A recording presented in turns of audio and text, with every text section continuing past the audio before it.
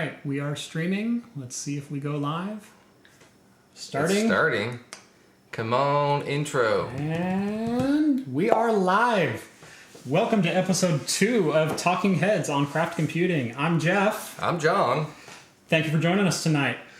John, what do you say we get this started right? Let's do it. Beer. My favorite part of every morning. Evening. No, morning. Morning. Okay. Pretty sure it's morning. Yeah. Get the wax broken here. So, we are opening a beer that is no longer in production or circulation.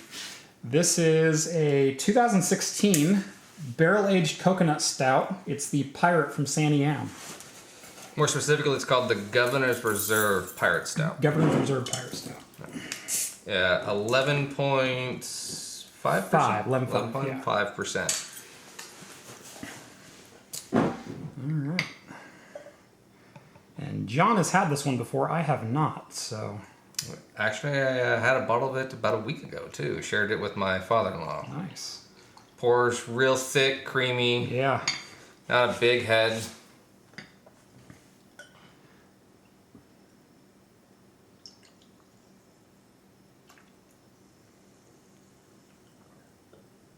There we go. There we go. Set that there so you all can see that.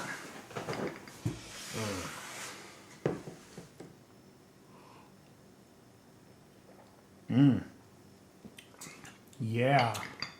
That's thick. It's molasses.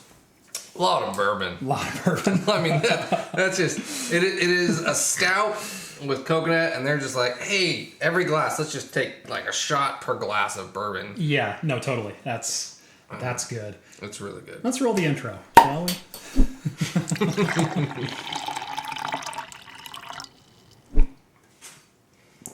Oh, yeah.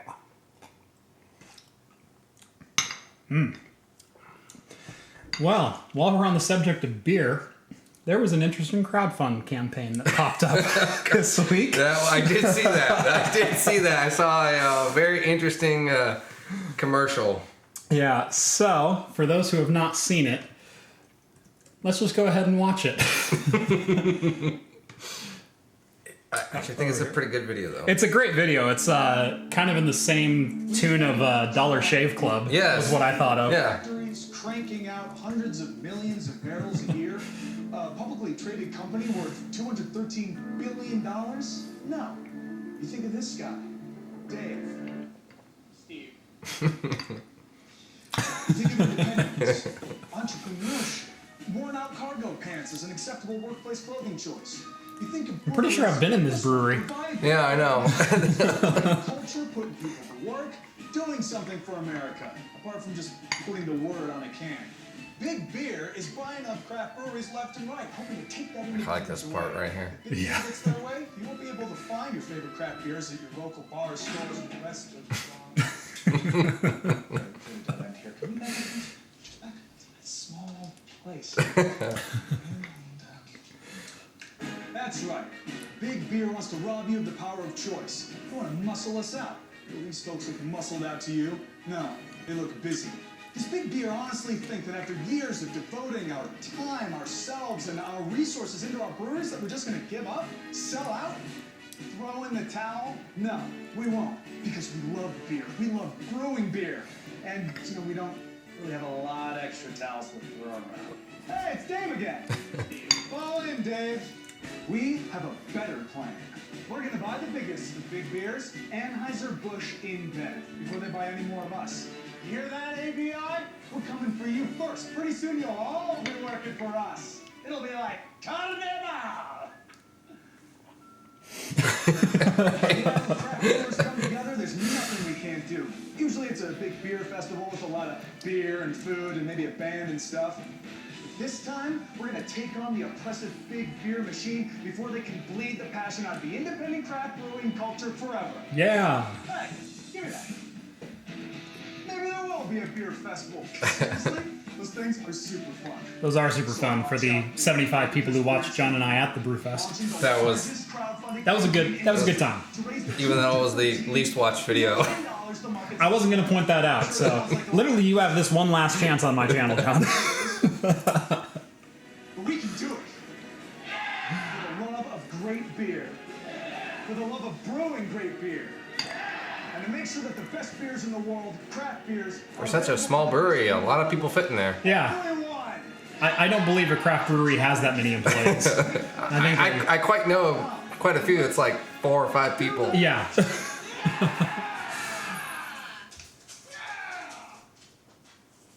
Like I said, everyone. So takecraftback.com. There's no way in the world. No. Although they did already raise 200,000. No, $2 million. 2 million? Was it 2 million?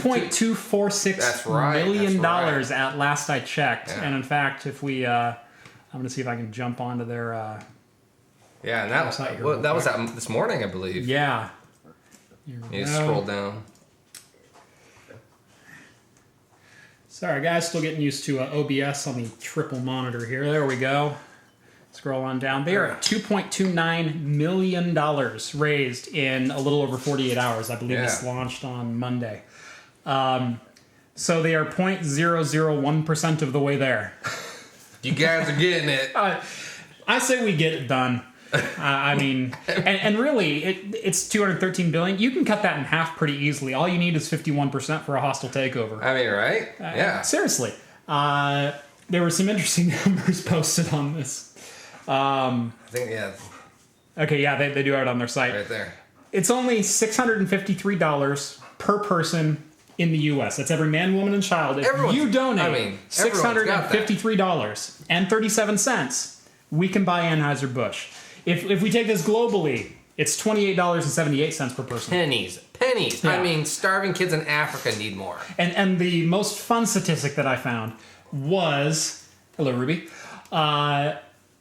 was there's about 5,000 craft breweries in the United States. If each one of them just kicked in $43.8 million, we could do it. That's it. I mean, 43.8. I mean, think that's of the a single possibility. batch probably for them. Yeah, I mean, I mean, this right here probably made 6-7 million. oh, easily. Easily. It, Yeah. Taste it, you'd believe it. I probably actually would have paid 6-7 million for this. Yeah, Yeah. Well, for a couple thousand million gallons. that's right.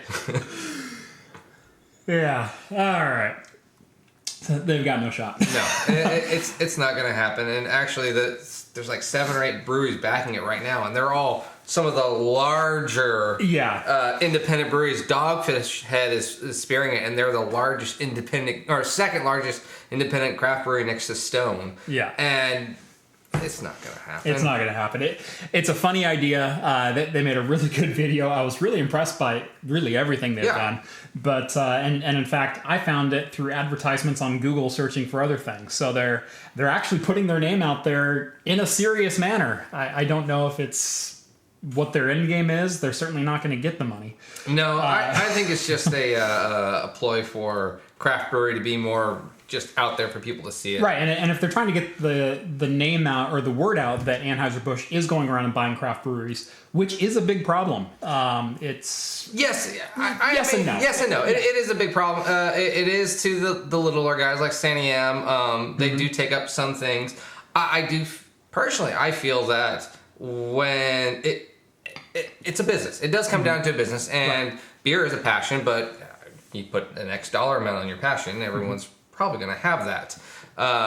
Where I've heard people complain about, these major brewery now is called 10 Barrel up in Washington, or no, Oregon Bend. They got bought out, and they complained, they sold out. But now their beer is sold nationwide. So this small Oregon brewery that started less than 10 years ago is now a national beer. is cranking out tens of thousands of barrels a year. Yeah. They started off in a little garage, and now they have 3 breweries throughout the United States, and they're just cranking all these out. Now, I do agree with a lot of people that the quality has gone down, but still, the name, the reputation, and the fact that it is considered a craft beer versus Anheuser-Busch, which I do find very weird that Anheuser-Busch and craft beer don't go together. It doesn't sound right. It doesn't work.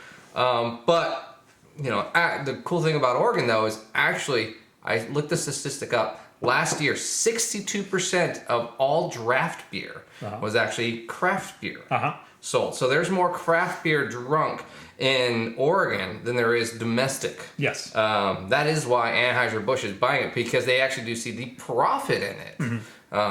So yeah, they're not buying it so much to eat up the competition. They are buying it because that's what people are buying, especially when you get towards the West Coast. Yes, exactly. I mean, Oregon is the homebrew capital of the world. We make more homebrews per capita than anyone else globally.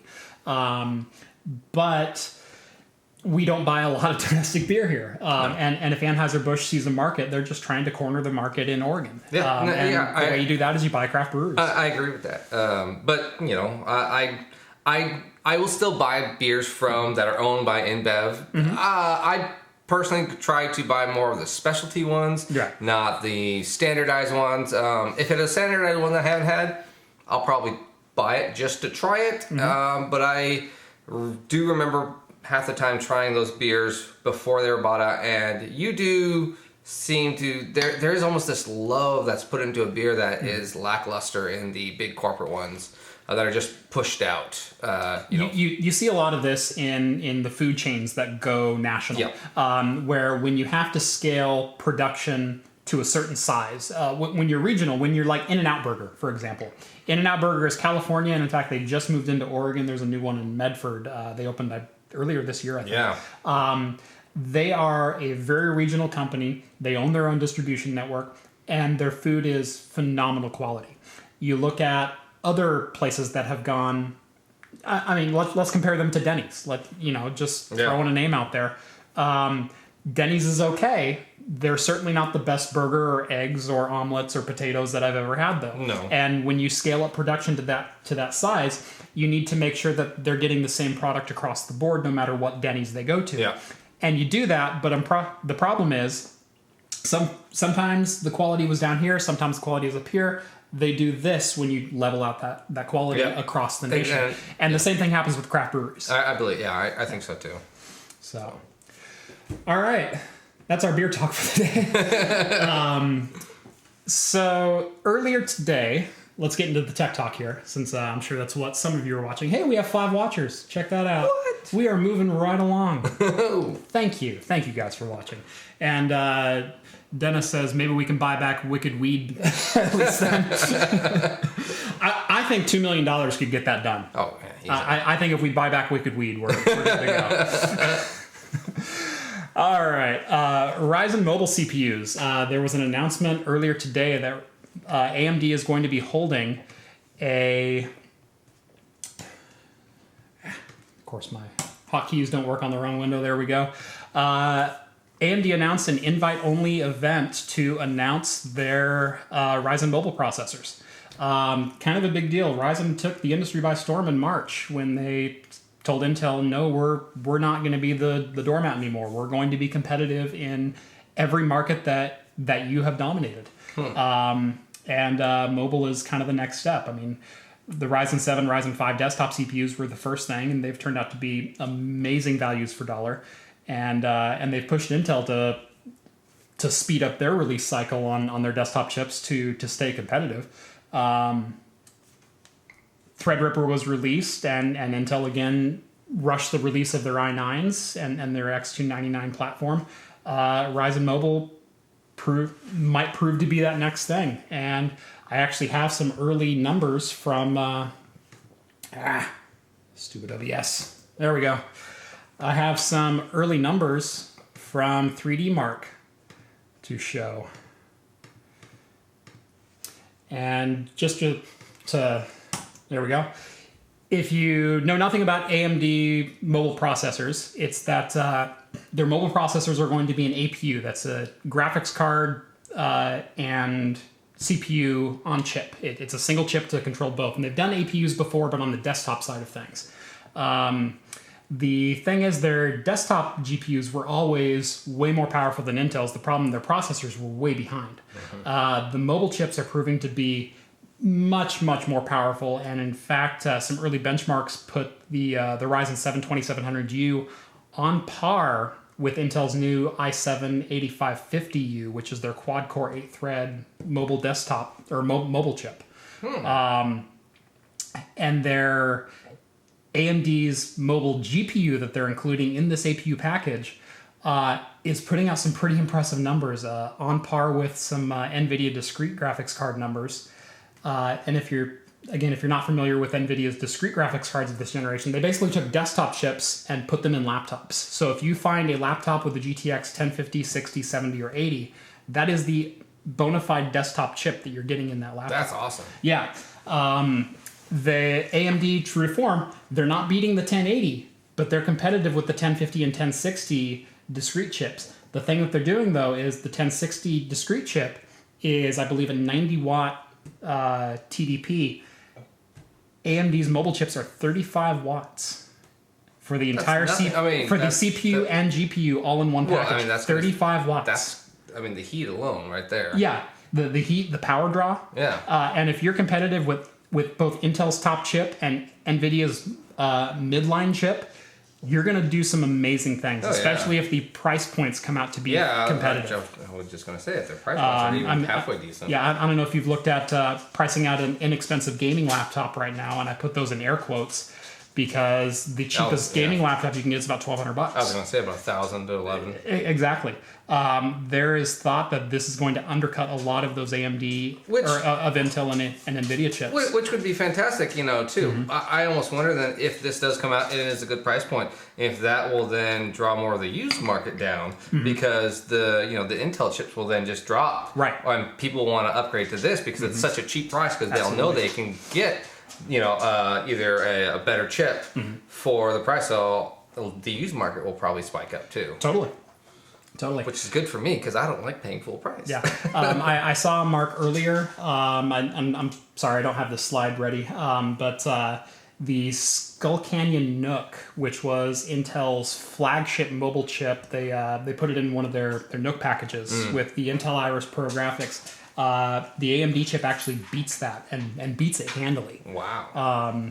So again, all very unofficial numbers, very early release. We don't know if these chips are going to be overclockable. We don't know what the thermals are going to be, as when you put it into a laptop, thermals are kind of a crapshoot. But some very, very impressive early numbers on this. So,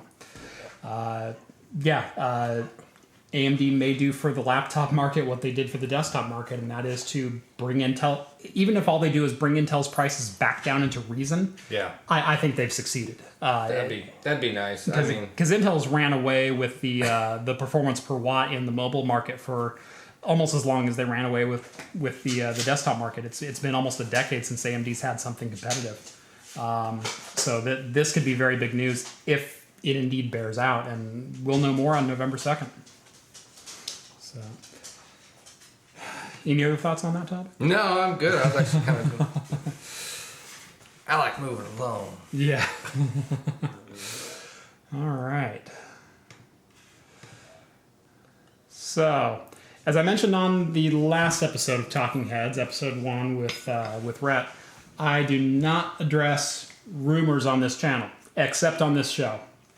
And the 1070 Ti is proving to be, well, it's absolutely not a rumor because we've seen leaks from just about every major manufacturer that something is coming up here shortly.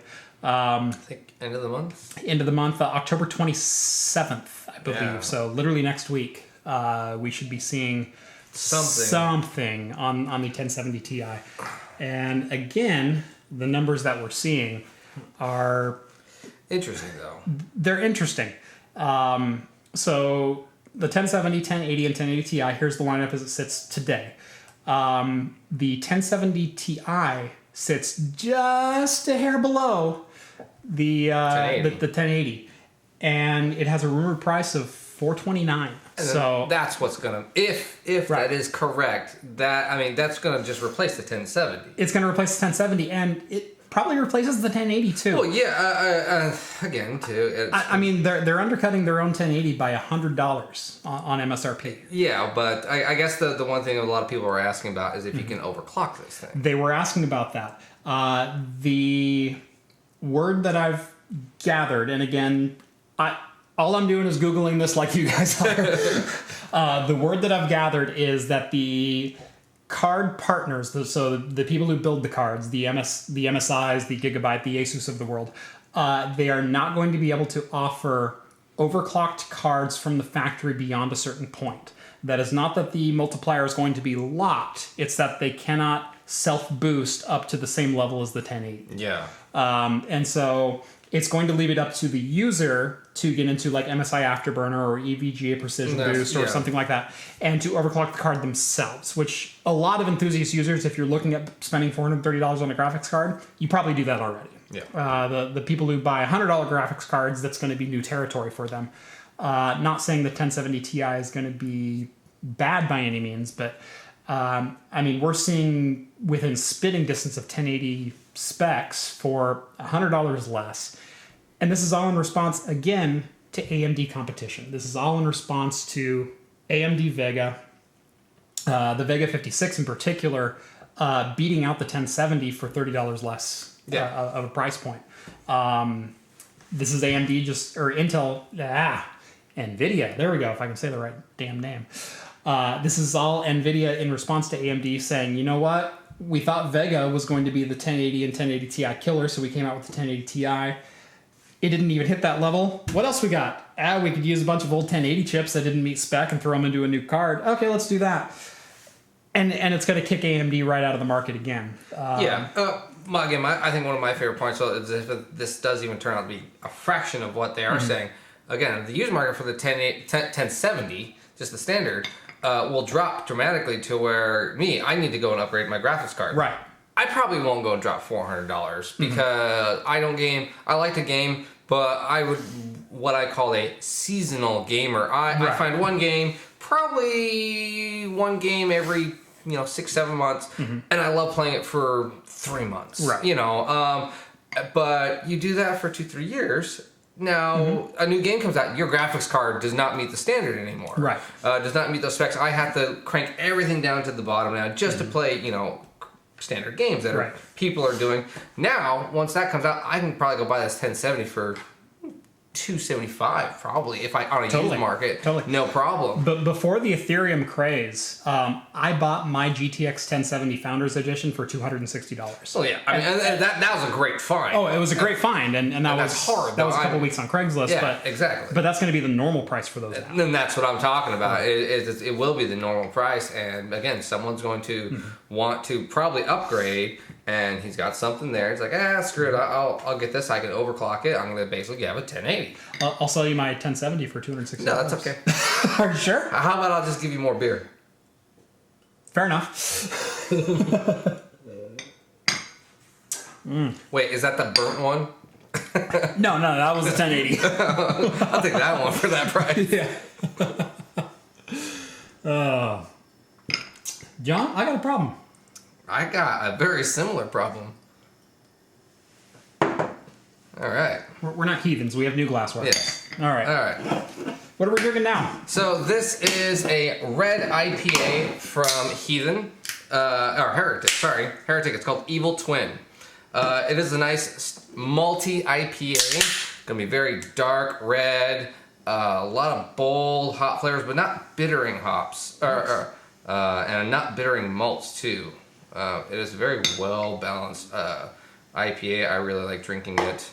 My pour. Mine's pretty terrible too. But already, even from this distance, I can actually even. Amazingly enough, I actually got more head on that than you did. Look at that. That is rare. But I mean, even from pouring it, I can smell it. I can smell it. It's got a great aroma. At least I think so. They're from Fairfield, California. They make some awesome beers a lot of the time. Yeah, I've had a couple Heretics before. So I always enjoy these beers, but as you can see, it's almost a dark amber. You almost have to put it up to the light to see the red hue to it. Otherwise, it almost looks brownish. The head on it has more of a yellow tone to it. I don't know why we're jumping right there. I don't know if you guys in chat world, if we're jumping around very much. How's the audio? How's the video? Again, this is an all-new setup. We're no longer at John's bar. We're actually at my house. Yeah. So, a little bit different setup. Let me know what the experience is out there. It looks like we're a little choppy. Yeah. It's a little warm, though. I tried putting it in the fridge. I picked it up after work. So. Yeah, it says we're a little jumpy. Audio is good, a little jumpy. we might just have to deal with the jumpy. We are recording this locally, so hopefully I can upload a better version of this very soon. But for those who are watching live, stick with us. Watch this as a magic trick. You don't want to look at my face either. Right? Just magic trick. Hand pops away. Pretty cool, huh? I'm gonna take that away now, John. It's okay. I got more. So yeah, 1070 Ti. Like I said, release date as soon as October 27th or 26th. I've heard two different dates. That might be Europe and US. I'm not sure. Yeah, that probably coincides with more of a Black Friday type thing for a lot of people. Right. Trying to see if they can buy that for computer upgrades. And I bet a lot of people are probably going to be like, oh, let's try and go and buy it there for sale or for Christmas for the wives that really love their husbands. Yeah. Let me see if it's a... Sorry, bear with me. I'm going to see if I can up the stream quality here a little bit. Yep, jumpy. Audio is good. Video jumpy. Yep, video is laggy. We may just have to deal with it, guys. Again, you really don't want to look at my face anyway. Just listen to the sultry sound of my voice. Shut up, John. All right. Moving right along. So John's not much of a network guy. I'm actually a network administrator by trade. What would you call yourself? Database administration? No, I'm a software developer. Software developer, okay. Yeah. I know you've dabbled with database. Little bit of database. More Access 95, as I hear. Yeah. There, I got a full story right there. That's a long. That's like a 3-hour podcast just for today. If I needed to go into it, but I SQL Server, Oracle type stuff. Yeah. Thank you guys for agreeing that you don't need to see my face. One guy's looking for water cooling fittings while listening to us. So I appreciate you keeping us on. All right. So again, I'm more of a networking background, so this one really intrigued me this week. Monday at 8 a.m. Eastern Time, there was a global release of a WPA2 security vulnerability that has existed for a number of years. That was recently disclosed. A lot of people jumped on going, well, why would you disclose such a security issue? You're not giving these companies any time to prep. Why, what the heck? From a networking standpoint, this was done in the proper way. What this was a white hat group, which is people who enjoy finding security flaws for fun, trying to break things so people can fix them. There's a number of companies, I know Google, I know Apple, they have bounties. So if you find flaws in their software and submit them, they'll send you a check. They'll send you a check for X amount of dollars for finding bugs in their code. IEEE doesn't do the same thing, but the individual companies will. If you find a flaw in a networking spec or global standard. WPA2 has been around, I believe, since 2009 is when it was ratified, and it's now I'm drawing a blank on the acronym for it, but anyway, it's what most people use on their Wi-Fi points for security. And what it is, it's a 4-part handshake between the wireless access point and your device.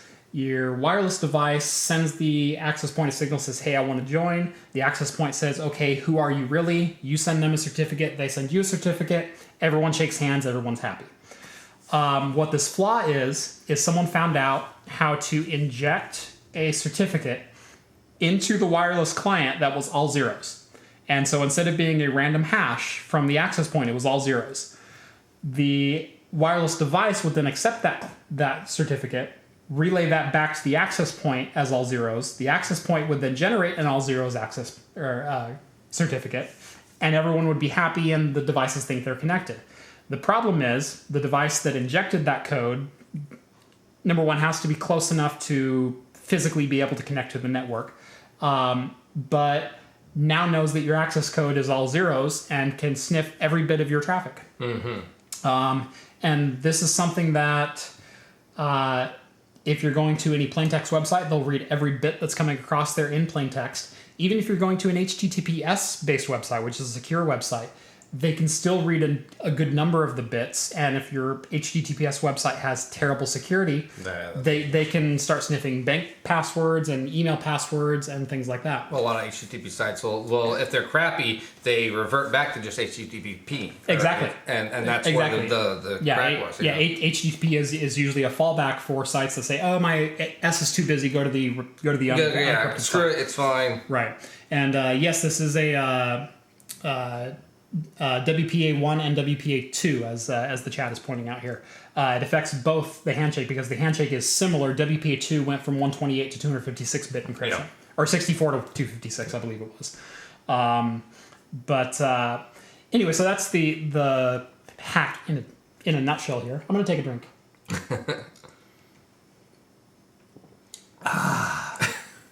Good choice, John. Good choice. It's a good red. I like reds. Yeah. Anyway, as I said, this was a white hat hack job done right. Every single company that this affects was let know probably close to 6 months ago that, hey, we found a flaw in WPA2. Here's how we can replicate it. Here's how it affects your devices. You guys need to patch it. We are going to go live with this on October 16th. You have until October 16th to disclose or to patch your software. Otherwise, we are going to disclose how to make this hack work. And this is very common in that industry. There's the most interesting thing to come out of this, I thought, was not the coordinated effort of everyone to patch it, was actually from Microsoft. Microsoft ended official support for Windows 7 last year. Yes. Last January. John still runs Windows 7. I do. He does. He does. On most of his things, actually. All of his things. And XP on your arcade machine. That's right. That's right. So I have to deal with a lot of I have still stuff with Windows NT. Ooh. Yeah. Oh.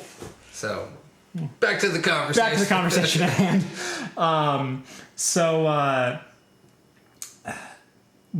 Microsoft came out and said, we are going to issue a patch for this. We are going to issue a patch for this for, quote, all supported versions of Windows.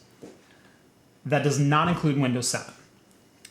This is the first instance that Microsoft has drawn a hard line in the sand and said, we found a security vulnerability that dramatically affects an operating system security, and we are not going to patch it for a previous OS. They did this with XP a couple of times, but this is the first time it's happened with Windows 7. There was the WannaCrypt and a couple other things that came out for Windows 7, even after the official supported end date for Windows 7, that they did go ahead and patch. They issued emergency patches for that. They finally drew the line in the sand and said, nope, no more. We're done with Windows 7. So Windows 8 and up will get a patch for this WPA2 vulnerability. Windows 7 will not. The problem with that, there's a lot of people running laptops out there that are still Windows 7. There's a lot of corporate machines that have not upgraded to Windows 10 yet. And as I stated, HTTPS and a VPN may not hide you from this. It may not encrypt your traffic enough to hide yourself from a snooper in the coffee shop. I mean, this will though, like you were saying, that it's mostly laptops that'll probably going to be that way. Totally. So it's not going to be towers where the corporation, if the idiot, again, I personally deal with this where I'm, working for a company and the idiot takes the laptop home with them. That's an idiot. He's taking a corporate laptop home with him. But like you were saying, he could be an independent person. He could be a journalist. He could be a writer. Could just be a novelist. And he's on a budget. And he's looking for a cheap laptop. And what's he going to find? A $150, $200 Windows 7 laptop, or maybe Windows 8. Because I know a lot of people don't have that. And like, I hate the interface of 8. Right. I know as a buddy that, I got a version of Windows 7 that'll run much better than... I got a torrented Windows 7. Exactly. I can throw it on your laptop for you. That's not going to cause any more trouble either. Right. But I know a lot of people, again, personally do. I have old laptops at my house. My work, again, some laptops are actually running XP. Just for the sake, we run Access 95. Right. So, but yes, But that's another story. That's another story. Again, though, but we range from XP all the way to Windows 10.1. But I have to deal with all of those. It's just large offices don't care. It's a budget thing. They just want laptops. Right. They want towers. Right. They really don't care. Yeah. So, the good news out of all this is that there are a number of companies that either already released patches for this or released patches on the day of. And some companies you may not think of. Ubiquity's been a big name in access points lately. They've already patched this. Raspberry Pi is another one that really struck me as they've already patched this in the latest version of Raspberry and Jessie.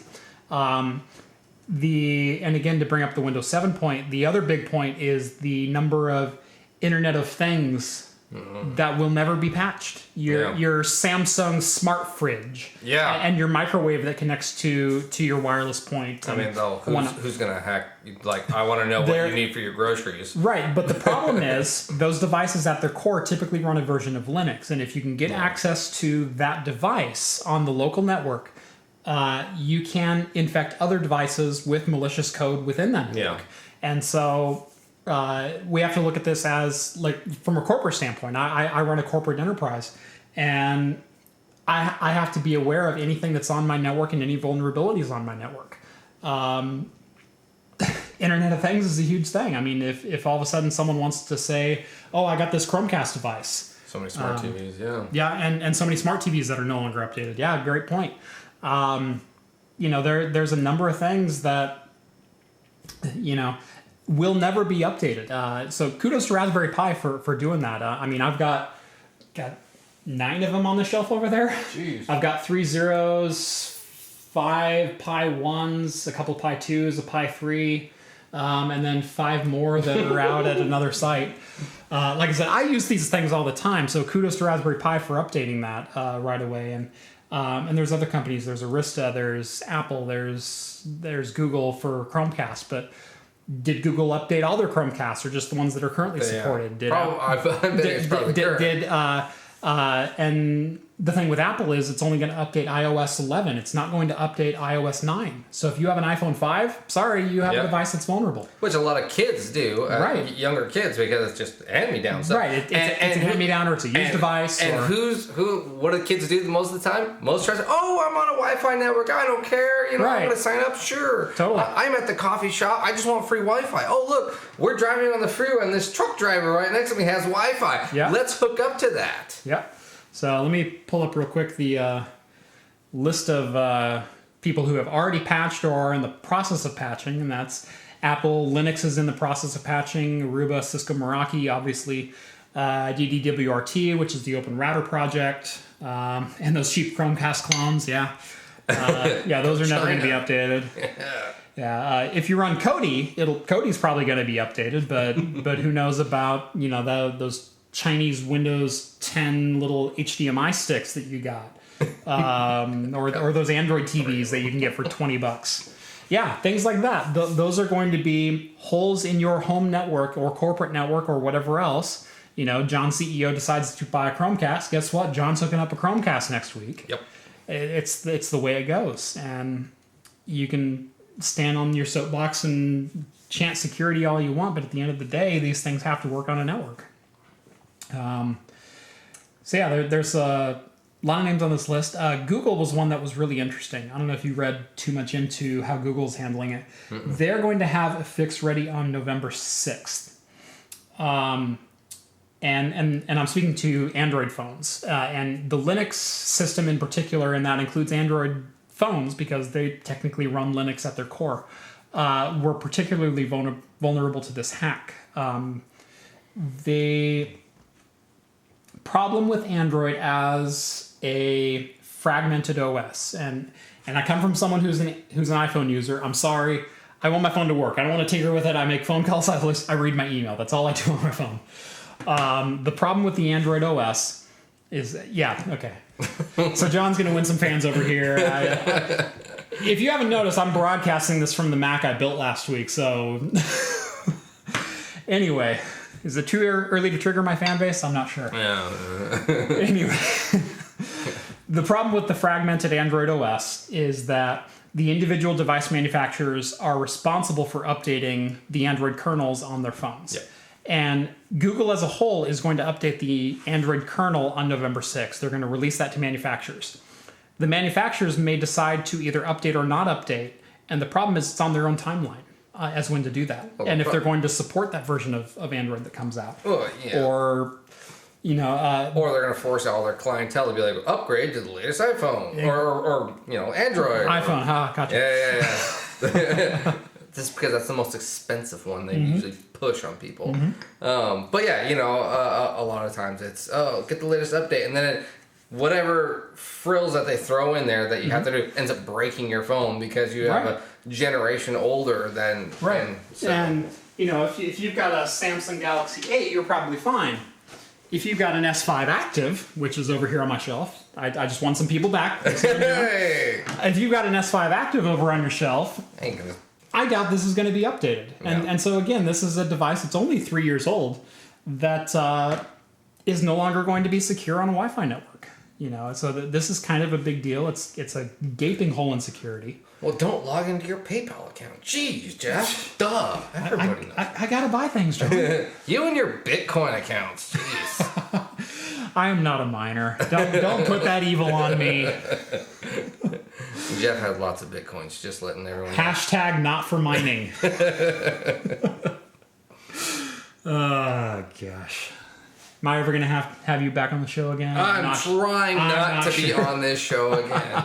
I try really hard every time. I know. I get phone calls. I'm the #1 hated person on the show. 75 views. Get him off your channel. I know. God, hate that guy. The video right after me was like, thank God he's gone. No kidding. Yeah. It was like a boost in like 500 views compared to the previous one. It was all complaints about me. Well, what was great is the last time they saw you, I said, so John, what beer are you drinking? You go, Sorry, yeah, I'm like 12 beers into it, and yeah, what beer goes? Whatever. That was great. So we were supposed to meet each other at Brewfest at 6 o'clock. I show up at 6:12, find a parking spot. John is already inside 4 beers deep. Oh, yeah. So... If that helps explain the demeanor. But big beers, Four too. big beers. Yeah, he hit the specialty tent. Yeah, right away. Right away. I know how things to get done. Which is the place to go, but my God. If you haven't watched that video, I'll probably link it in the description if you're watching this later. But go check out our Brewfest video if you want to learn a little bit more about John. It's bad. It's a great video. We should do that more often. We should. Yeah. I do want to make that. There's a Pumpkin Fest coming up Saturday. That's right, Albany, isn't that? No, it's in Portland. Portland, okay. Portland, yeah. Yeah, I know there's a Central Valley. Yeah, there's a that's oh gosh, I forget what it's called, but yes, there is one that will be there. That's not a pumpkin one though. I think it's just a standard. I think it's called Ale Fest or something like that. Don't quote me on that. Yeah. The problem with Oregon, I was actually looking at going to that and doing a short film there. The problem with living in Oregon is once you hit October, we're estimated to get 1 1/3 inches of rain just on Saturday. Oh, gosh. So the weather is a common topic that I use in my videos. I'm sorry, living in Oregon, it just is what it is. The fortunate thing for us is the weather is not constantly trying to kill us. So that is true. I don't know why people live in the Midwest. I was in the Midwest for about 7 days of my life, and it's 7 days I will never get back, and 7 days that I pretty much almost died every single day. Almost about 3 of those days, I got text messages of, they have no beer here. This is the crappiest place to drink. Yeah. And it took them almost all week to find a decent just cocktail. Yeah. Throughout the whole entire time. And he finally texted me. I don't remember how late it was, but he was just like so happy that he got this cocktail. Like, this is actually pretty good. I might order a second one. We landed on Sunday in the Midwest. I texted John Thursday at about 9 p.m. local time, which was 6 o'clock Oregon time. Yeah. And I finally found a decent old fashioned in an Irish pub. Yeah. And it was, had I found that place earlier in the week, I would have eaten there every single day. But the first day we landed there was actually a tornado warning where we were at, and so we're sitting outside of our condo and we're watching the clouds just circle above us. And you go to sleep at night and you're falling asleep, and all of a sudden, boom! The thunder hits, and you sit straight up out of bed and you go, I'm still alive. Okay. and you go back to sleep, and boom, 5 minutes later. How do you people live like that who live in the Midwest? My God. Like we get a lot of rain here, but it's just always raining. Yes. And I can deal with that. We don't own umbrellas or anything like that. We just kind of duck our heads, walk into our car. I can't live in a place that tries to kill me. I'm sorry. Although there was a tornado on the coast. There was a tornado on the coast, and there was a tornado in Aurora, of all places. Yeah. At the airport. Yeah. Yeah. Overturned a couple private planes, I believe. Yeah. Yeah, so that was kind of That's weird. actually not too far from here, too. That's Yeah. like 15, 20 minutes. 15, 20 minutes north, yeah. Yeah. So, yeah, it was kind of a weird couple of weeks in Oregon. Yeah, or for the most part, there is probably like 1 week a year, maybe 2 days a year in Oregon of crazy weather. But yeah, majority of the time it is just rain, rain, rain, sun, sun, sun. Rain, rain, rain, rain, rain, rain, rain. Right, exactly. We get 8 months of rain and 4 months of sun, and there is no in between. No, I mean and the in betweens there are like 1 to 2 days of something funky. Right. And it's nothing to call. This is a pattern every year. There's 2 weeks of this. No, there's a sporadic 1 day of something. I mean, there actually has been one time multiple times in Oregon that I remember of. There is snow one day, sun the next day, rain the next day. And then sun again. Right. I was like, how does it do that? I've experienced that all in the same day. Yeah. Yeah, I remember one day we were up in the mountains and we went from snow, sleet, hail, sun, and I think it ended up being 73 degrees that day. Oh my gosh. On the same day. But I mean, that is why Oregon is one of the number one destinations. If you ever love to experience every type of everything that nature has to offer, Oregon is that. Mm-hmm. Totally. So, anyway. Anyways. We're in Oregon. We get on weather rants. I'm sorry. It's weird. We use umbrellas for lighting. Right. Yeah, I've got an umbrella up there, and it's just a white bounce light. It's not a... I don't hold one over my head. I don't know a single person in Oregon who actually owns an umbrella who is actually from here. No, yeah. Not a single person. I don't know anyone. I don't even own a rain jacket. No. You? No, actually I don't. I just, usually it's like, oh, I got a light sweater jacket, and that's what I put on. I've got a fleece that I wear sometimes, and I've got a leather jacket. Yep. And that's my jacket. That's about it. Yeah. Actually, some of the malls around here in Tualatin, the mall, small in Tualatin. Bridgeport, they actually have just free umbrellas for anyone to walk around with while they're there. They have free umbrellas, and they have heating domes that you can walk underneath. So, and they're the propane powered. Yeah. Yeah. Anyway, weird things of Oregon. We're getting off topic, John. Yeah. All right. Back to the beer. Back to here. Mm-hmm. I think we'll skip RAM prices. I wasn't really too keen on that. Yeah, I had RAM prices on the list. Basically, Samsung, Hynix, and Crown, or whoever the other one is. There's three companies that make 94% of the RAM on the planet Earth for every single thing you own, from your cell phone to your graphics card to your computer. There's going to be a shortage. And they're going, oh, we want to keep profit margins high, so we're not going to make enough. You'll get a $7 check in 2026 for the price fixing that happens later. Yeah. I was actually, the next point though, I don't know. Let's jump to this. I want to hear your unbiased opinion of this one. Okay, so because you've tried the Oculus Rift and you've tried the HTC Vive. Exactly, and I've tried the stupid Samsung Galaxy. Mm-hmm. The really crappy versions of VR. VR is a big thing right now. You used to host a VR place at my bar. I did. We've tried all of these. I remember when Oculus Rift first came out, you had the very first one brought over to my house. I had DK1, I had DK2. On DK1, you could run it on a laptop, and so that was really cool. We had a poker night over at John's house, and I ended up bringing my laptop and my headset. And we had some like space. Yeah, I had a space flight sim, and everyone got sick. Yeah, it was just. It was great because it's really cool. Brought back like the cool early '90s. Big VR stadiums, But the caption, the motion still was blurry. It still kind of made you motion sickness. So for this, I took a quick glance at all of this stuff. To me, this is just, I took this as, there's, the video game console wars. And then some off-name brand like Nvidia tried to come out with their own portable gaming The system. Shield. Yeah, and it was crap. Yeah. You know, but they put all this money into it. This almost seems just like that for Windows now, or Microsoft. Yeah, Windows and Microsoft. Now, their sensory, the way they are sensing the distance is now what, camera based? Is what I read. It is what they call inside-out tracking. Yeah. And for those of you who are, by the way, someone asked, is VR worth the money? Absolutely. Oh, yeah. Real VR is worth the money. What, Oculus are $299 for $399 for the full package. Yeah. That gets you the touch controllers and the headset. $399. If you have a 1060 or higher, get it. Just do yourself a favor, go get it. Super fun. The drawbacks to the advantage to the Oculus, the headset, the optics on it is a little bit crisper edge to edge.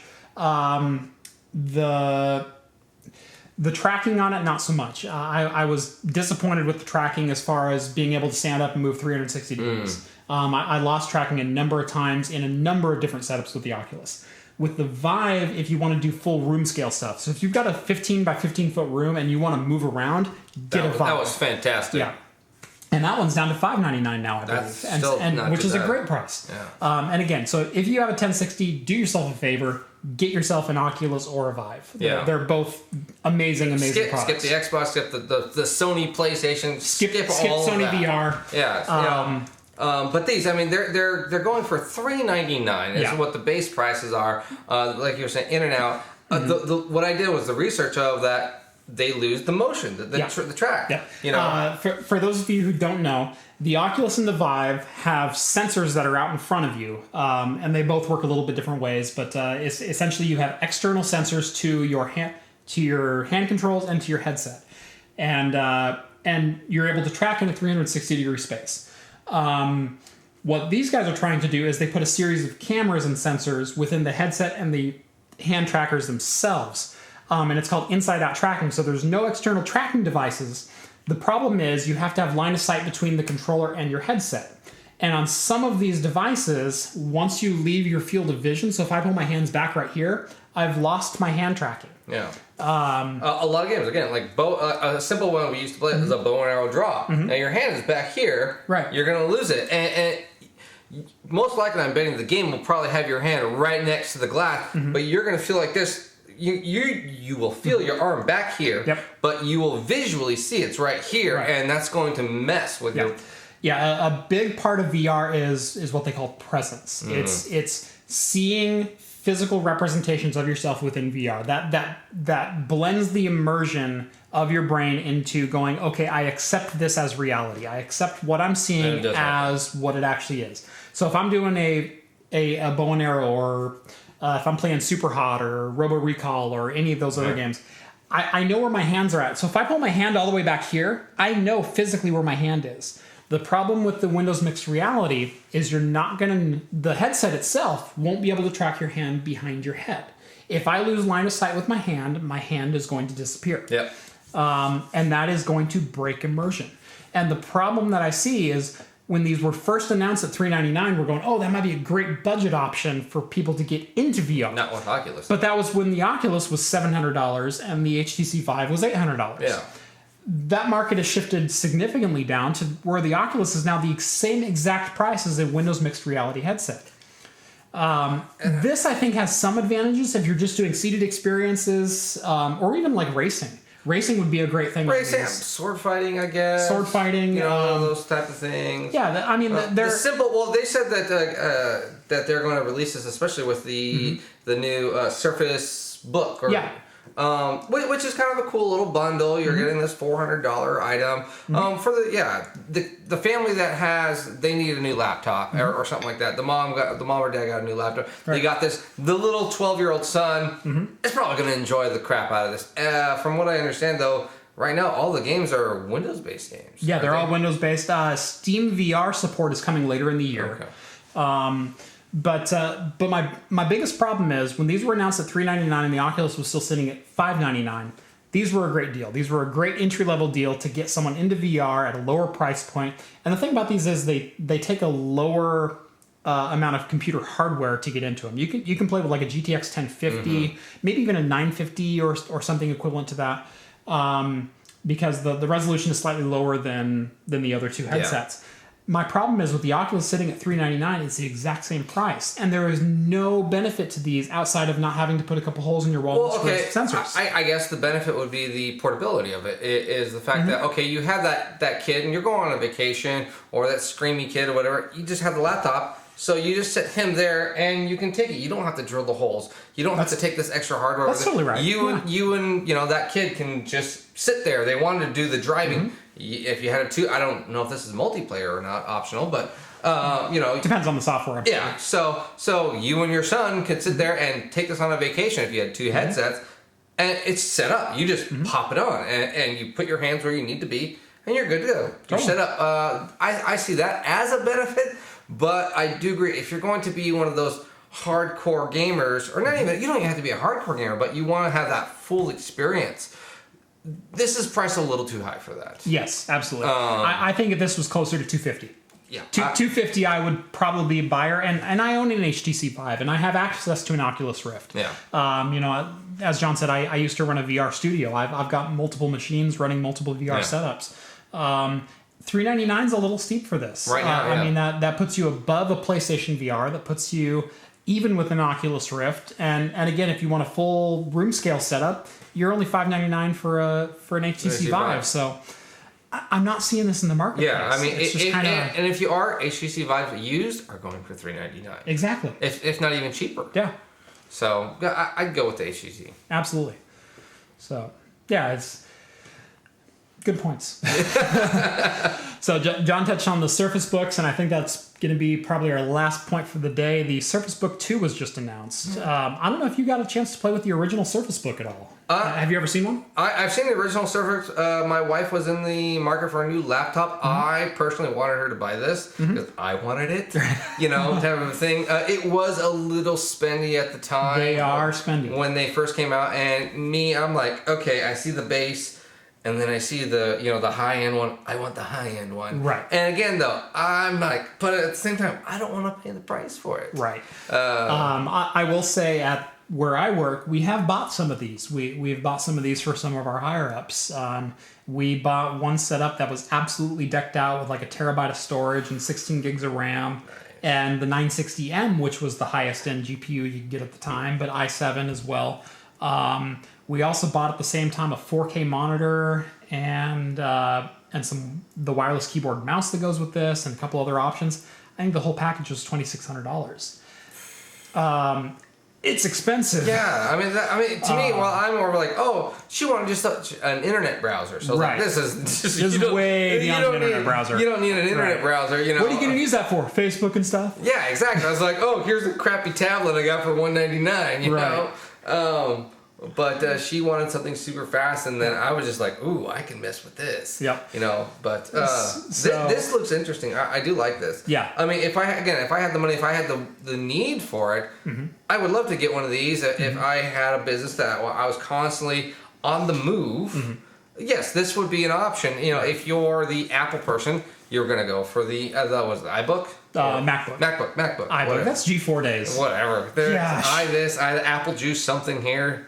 But if you're a Microsoft person, this is the way you want to go. Totally. I loved just the Surfaces, the Pros, not the crappy ones, but the Pros. I had a Pro. Well, you don't like Windows RT? No, but I had a Pro. The Windows Surface 1 Pro. I loved that thing when it first came out. I mean, I fell in love with that thing. It was just great, portable, fun. Did everything I needed to do plus a little extra. Yeah. These came out. I do find the keyboard a little bit bulkier than I would like. Again, this is the original. I haven't had a chance to play with this one yet, though.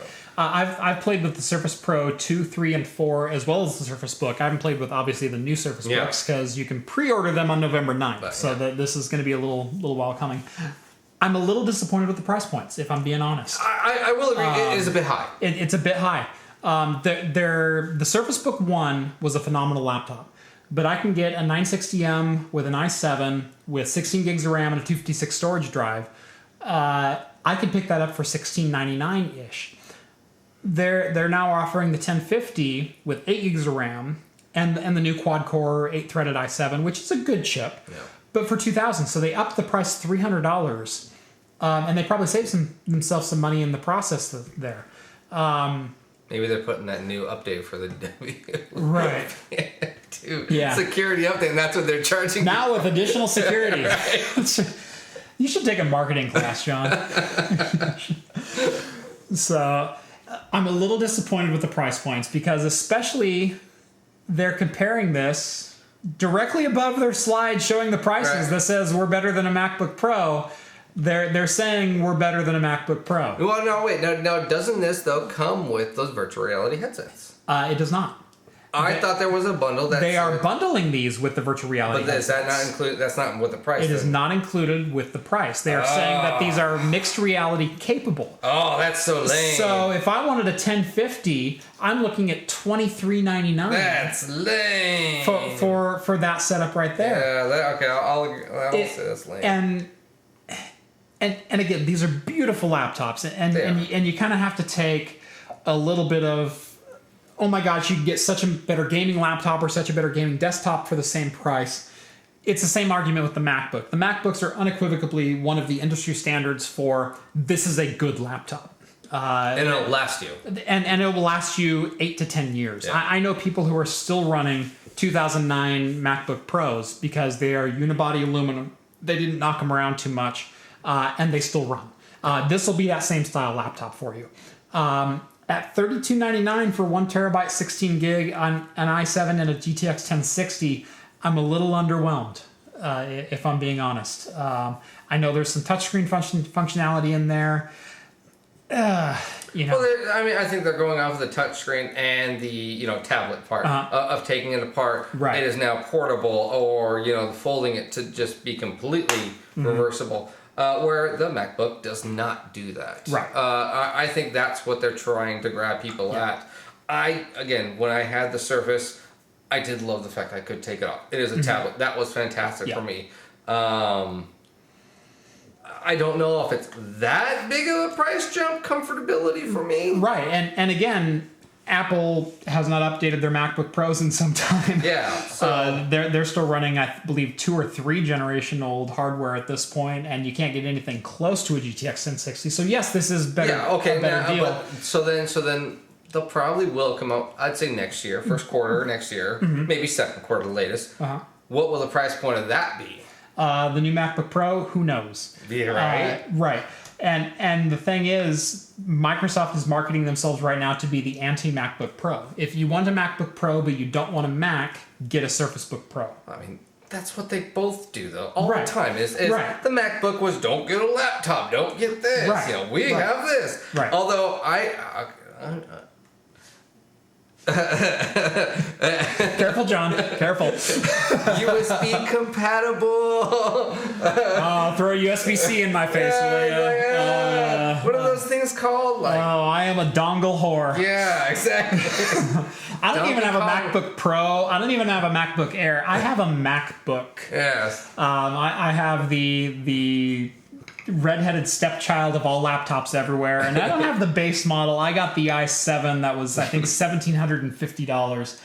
I love the thing to death. It is not the fastest machine in the world, but by God, it is reliable. Yeah. It's 10 hours of battery life. It's fanless. It doesn't drive me nuts when I'm using it. They are saying though that this is like 2 or 3 hours longer in battery life. Right. Which is actually pretty cool. Yeah. But yeah, I'm not a fan of the dongle.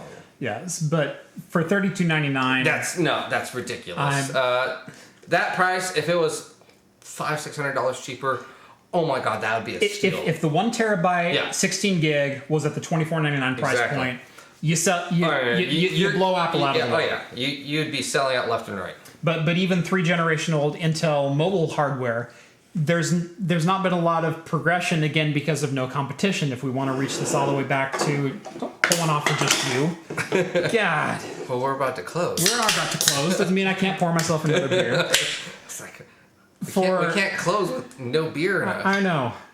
I usually close by saying I'm going to drink the rest of this, and you all go suck it. That's usually my closing statement. New MacBook Pro will probably look like a squash garbage can. Actually, I've heard the new MacBook Pro will be a modular tower. So I'm actually looking forward to that as a Mac Pro user for quite a long time. That's a porn. Oh. Yeah, that's a My, how the roles are reversed. That's right. When John was at his bar, we used to say John gives the best head in Salem.